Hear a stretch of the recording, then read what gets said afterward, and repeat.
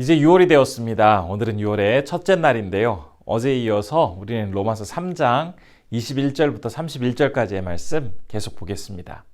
율법 외에 하나님의 한 의가 나타났으니 율법과 선지자들에게 증거를 받은 것이라. 곧 예수 그리스도를 믿음으로 말미암아 모든 믿는 자에게 미치는 하나님의 의인이 차별이 없느니라. 모든 사람이 죄를 범하였음에 하나님의 영광에 이르지 못하더니 그리스도 예수 안에 있는 속량으로 말미암아 하나님의 은혜로 값없이 의롭다 하심을 얻은 자 되었느니라. 이 예수를 하나님이 그의 피로써 믿음으로 말미암는 화목제물로 세우셨으니 이는 하나님께서 길이 참으시는 중에 전에 지은 죄를 간구하심으로 자기의 의로우심을 나타내려 하심이니 곧 이때에 자기의 의로우심을 나타내사 자기도 의로우시며 또한 예수 믿는 자를 의롭다 하려 하심이라. 그런즉 자랑할 때가 어디냐? 있을 수가 없느니라. 무슨 법으로냐? 행위로냐? 아니라 오직 믿음의 법으로니라. 그러므로 사람이 의롭다 하심을 얻는 것은 율법의 행위에 있지 않고 믿음으로 되는 줄 우리가 인정하노라. 하나님은 다만 유대인의 하나님이시냐? 또한 이방인의 하나님은 아니시냐? 진실로 이방인의 하나님도 되시느니라. 할례자도 믿음으로 말미암아 또한 무할례자도 믿음으로 말미암아 의롭다 하실 하나님은 한 분이시니라. 그런즉 우리가 믿음으로 말미암아 율법을 파괴하느냐? 그럴 수 없느니라. 도리어 율법을 굳게 세우느니라. 지난 시간 로마서 3장의 앞부분 말씀을 통해서 율법은 마치 거울과 같아서 자신의 상태가 어떤지를 아주 노골적으로 정확하게 잘 비추어 주기 때문에 추하기도 때로는 더럽기도 또 도저히 해결할 수 없는 비참한 상태에 놓여 있는 자신의 그 현재 상태를 볼 수 있도록 해준다라는 사실을 함께 나누었습니다.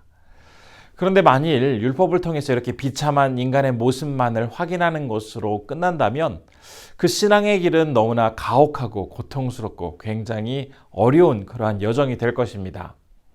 그런데 감사하게도 오늘 본문 말씀에서 하나님께서 인간에게 율법을 주신 궁극적인 목적이 있는데 그 목적이 무엇인지를 아주 정확하게 이야기해 주는 내용이 나타나고 있습니다. 제가 한번 21절의 말씀을 읽도록 하겠습니다.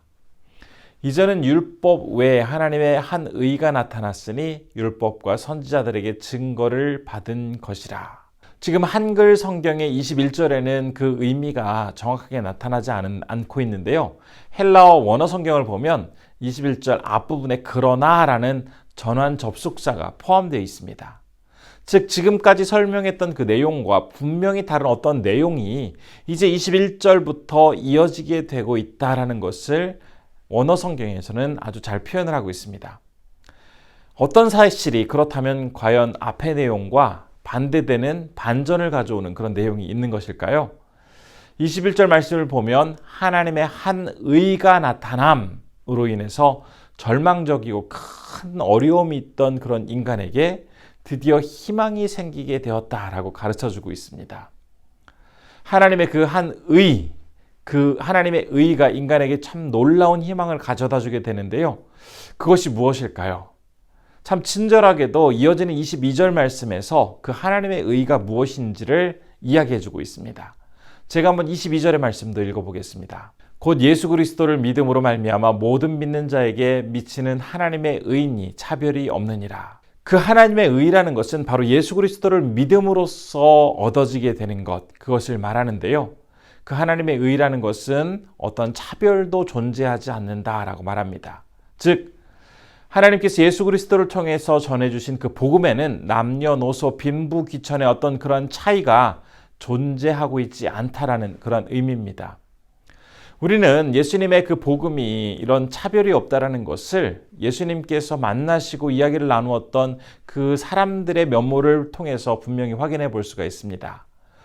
우리 주님은 어린아이를 안으시면서 이런 자와 같이 하나님을 순수하게 의지하는 사람만이 천국에 들어갈 수 있다라고 말씀을 해주셨고요. 또 사람들로부터 비판을 듣고 또 비난을 받던 그 여인들을 만나서 그들과 함께 해주셨습니다. 그 외에도 세리라든지 각종 병자들, 사회에서 인정받지 못하고 소외된 그런 사람들에게 천국을 전해주시면서 진정 그들과 함께 가까이 하셨습니다. 예수님의 이러한 가르침은 아무리 뛰어난 사람이라 할지라도, 반대로 정말 볼품없는 사람이라 할지라도 사람 그 자체로 영원히 그 씻을 수 없는 추악한 죄를 가지고 태어났기 때문에, 그렇기 때문에 이 사람이라는 것 이 자체가 죄의 문제를 해결할 수 없는 그런 존재다라는 것을 가르쳐주고 계십니다. 그렇기 때문에 사람으로서는 도저히 죄의 문제를 해결할 수 없기 때문에 예수님께서 사람의 죄를 용서해 주심으로써만 이제는 누구라도 죄에서 자유를 얻고 영원한 생명을 얻을 수 있는 그런 기쁨을 누릴 수 있게 되었다라는 것을 오늘 본문 말씀은 증거해 주고 있습니다. 그러면서 25절에서 예수님께서 과연 어떤 일을 인간을 위해서 구체적으로 하셨기에 마침내 인간은 영원한 생명과 자유를 얻게 되었는지 이 이야기 또한 하고 있는데요. 25절의 말씀도 제가 한번 읽어보겠습니다. 이 예수를 하나님이 그의 피로써 믿음으로 말미암는 화목제물로 세우셨으니 이는 하나님께서 길이 참으시는 중에 전에 지은 죄를 간과하심으로 자기의 의로우심을 나타내려 하심이니. 지금 이 말씀을 보면 하나님이 예수님을 통해서 인간을 이제 의롭게 하시기 위해서 두 가지 역할을 예수님께 담당시키고 있다는 것을 전하고 있습니다. 한 가지는 예수 그리스도께서 이제 이 죄로 인해 단절된 하나님과 인간 사이의 그 화목제물이 되셨다라고 전하고 있습니다. 당신이 가장 사랑하는 그 아들을 하나님과 인간 사이의 그 단절된 관계를 회복하시기 위해서 그 화목제사에 사용될 제물로 직접 희생하셨다라는 이 사실을 통해서 정말 하나님은 공의로우시고 사랑이 넘치시는 분이다라는 것을 잘 나타내 보여주고 있습니다. 이 말씀을 통해서 정말 하나님의 공의와 사랑의 성품이 너무나 잘 나타나고 있는 것을 우리는 확인해 볼 수가 있는 것이죠. 두 번째로 25절의 말씀을 통해서 하나님이 예수님을 통해서 또한 이루려고 했던 또 한 가지의 사역은 바로 인간을 길이 참아주시고 지은 죄를 간과해 주셨다라고 전하고 있습니다. 이 이야기는 당신의 아들을 죽이시는 데까지 정말 길이 참으셨다라고 전하고 있습니다. 비록 그 과정 속에서 중단하실 수도 있었지만 사람을 너무나 사랑하시기 때문에 당신의 아들을 죽이는 그 고통을 다 참아가면서 모든 것을 이겨내셨다라고 전하고 있습니다. 게다가 우리의 그 인간의 추하고 더러운 죄를 보면서 도저히 견디실 수 없으셨을 텐데도 불구하고 인간의 그 죄에 대한 책임을 묻지 않으시고 대신 그것들을 예수님이 피를 흘리셨기 때문에 모든 것을 그냥 넘어가 주신다. 그냥 못 본 척 지나가 주신다라고 말을 하고 있습니다. 예수 그리스도를 통해서 궁극적으로 하나님이 얼마나 의로우신 분이신지, 그분의 그 도움으로 인간은 이제 하나님과 같은 의로운 상태에 이르게 되었음을 이 말씀을 통해서 우리는 알 수가 있습니다. 만일 하나님께서 우리가 죄가 있음에도 불구하고 우리의 죄를 그냥 적당히 눈 감아 주시고 그냥 넘기신다면 하나님은 절대로 공의로운 분이다라고 말을 할 수가 없겠죠. 그러나 우리 하나님은 당신의 아들을 대신하여서 철저히 그 인간의 죄값을 치르고 죄에 대한 처벌을 받도록 하셨고, 이제 반면에 정작 죄를 지은 인간은 그 아들을 대신 죽이심으로, 대신 죄값을 묻게 하심으로 인간을 살려주시고 구원해 주시는 그러한 역사를 이루셨습니다. 정말 감히 상상할 수도 없는 엄청난 사건을 우리 하나님은 허락해 주신 것입니다. 그런데 인간이 얻은 이 구원, 영생, 그리고 하나님의 자녀됨, 이러한 구원의 역사, 그것은 그 어느 과정 속에서도 사람의 노력이나 공로, 업적으로 이루어진 것이 단 한 단계도 존재하지 않습니다. 그렇기 때문에 27절과 28절에서 가르치고 있는 것처럼 인간은 자신이 의롭게 된 것에 대해서 그 어떤 것도 자랑할 자격이 전혀 없는 것이죠. 또한 이러한 하나님의 은혜는 단지 약속의 자녀인 그 유대인들에게만 제한적으로 적용되었던 것이 아니라 이방인들에게까지도 널리 동일하게 적용되었습니다. 그 이유는 바로 하나님께서 유대인만의 하나님이 아니라 이방인의 하나님도 되시기 때문이다 라고 밝히고 있는데요. 하나님이 이렇게 이방인의 하나님도 되시기 때문에 우리 성도님들과 저처럼 이곳 대한민국에 사는 사람들도 얼마든지 그 하나님의 은혜를 경험할 수 있게 되었고 또 그분을 아버지라고 부를 수 있습니다. 그리고 이제 아직도 복음을 듣지 못한 저 선교지에 있는 많은 영혼들도 그들이 복음을 듣고 나서 하나님의 은혜를 경험할 수 있고 또한 하나님의 자녀가 얼마든지 될 수 있는 것이죠.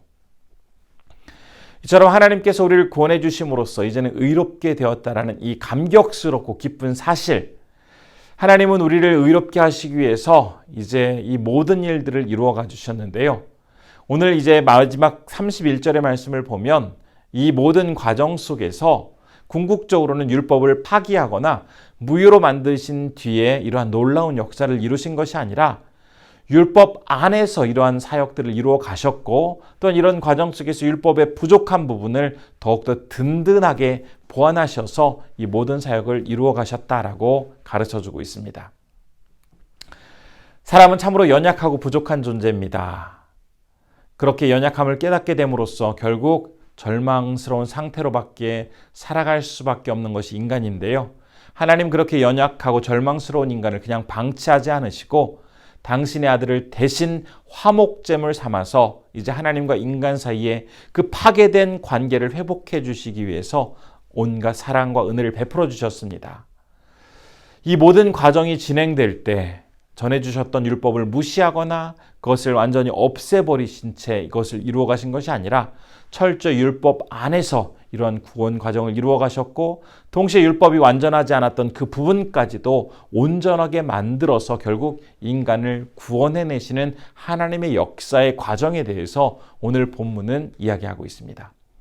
그러면서 우리 인간은 어떤 공로도 베풀지 않고 나타내 보여지지 않았지만 우리 하나님께서 모든 것을 다 예비해 주시고 친히 인도해 주시고 은혜로서 이 모든 것들을 다 우리에게 허락해 주셨다라는 사실을 우리에게 다시 한번 강조함으로써 우리에게 주어진 이 구원의 은혜, 영원한 생명, 이것이 얼마나 기쁜 것인지를 매 순간 우리는 다시 한번 기억하며 살아야 하겠습니다. 주님이 허락하신 오늘 하루 하나님께서 나를 구원해 주셨다는 이 사실, 당신의 아들의 그 피를 흘리게 하심으로써 하나님과 나 사이에 화목제물이 되게 하시고 다시 한번 우리가 주님 앞에 나아갈 수 있는 그 길을 열어주신 하나님의 은총을 온전히 찬양하며 살아가시는 우리 귀한 성도님들 되시기를 진심으로 축복합니다. 이 시간 기도할 때 첫 번째로는 인간을 구원하시기 위해 당신의 아들을 화목제물로 내어주심으로 인간이 의롭게 되도록 하신 그 하나님의 은혜와 사랑을 깊이 묵상하는 그러한 하루가 되게 하옵소서라고 기도했으면 좋겠고요. 두 번째로는 필리핀의 정성호 김선자 선교사님 함께 기도하실 때 이제 섬기는 빛의 교회에 부흥의 역사가 일어날 수 있도록 함께 기도해 주시면 좋겠습니다. 기도하겠습니다.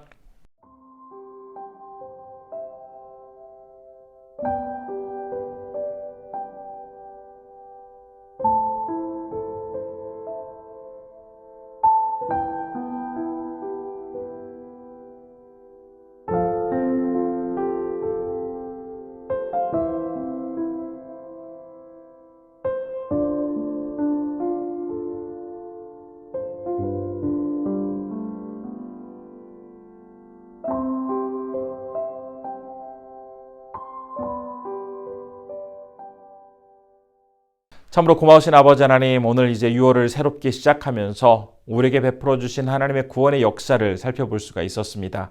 당신의 아들을 피 흘려서 화목제물 삼아 주심으로 우리를 구원해 주신 하나님의 능력과 역사를 이 하루 기뻐하며 주님께 찬양할 수 있는 주의 백성들 되게 하여 주옵소서. 오늘은 필리핀에서 사역하시는 정성호 김선자 선교사님을 위해서 기도합니다. 섬기시는 그 빛의 교회 하나님께서 부흥의 역사를 허락하여 주시고 많은 일들이 온전하게 이루어갈 수 있도록 하나님께서 친히 역사해 주옵소서. 6월의 첫날을 맞아 우리 성도님들 건강으로 지켜주시고 하나님께서 특별한 은총 속에서 오늘 하루도 힘차게 나아갈 수 있도록 함께해 주시기를 원하오며 예수님의 이름으로 기도드립니다. 아멘.